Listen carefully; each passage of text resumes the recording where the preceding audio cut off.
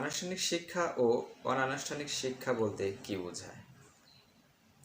আনুষ্ঠানিক শিক্ষা যে শিক্ষার নিয়মতান্ত্রিক পদ্ধতিতে বিদ্যালয়, মহাবিদ্যালয়, বিশ্ববিদ্যালয়, মক্তব, মাদ্রাসা ইত্যাদি প্রতিষ্ঠানে বিধিবদ্ধ ও সুপ্রতিষ্ঠিত আইন কানুনের মাধ্যমে ছাত্রছাত্রীরা গ্রহণ করে, তাই আনুষ্ঠানিক শিক্ষা। আনুষ্ঠানিক শিক্ষার প্রধান উপকরণ বই, পাঠ্যক্রম ও পাঠ্যসূচির মাধ্যমে বিভিন্ন শ্রেণীতে বিভিন্ন শিক্ষা দেওয়া হয়। অনানুষ্ঠানিক শিক্ষা আনুষ্ঠানিক শিক্ষার বাইরে যে ব্যাপক শিক্ষা তা হলো অনানুষ্ঠানিক শিক্ষা। পিতামাতা, ভাই বোন, আত্মীয়স্বজন, প্রতিবেশী, খেলার সাথী, হাটে ঘাটে, খেলার মাঠে এবং আচার অনুষ্ঠানের মাধ্যমে পরিবেশ হতে যে শিক্ষা গ্রহণ করে তাকে অনানুষ্ঠানিক শিক্ষা বলে।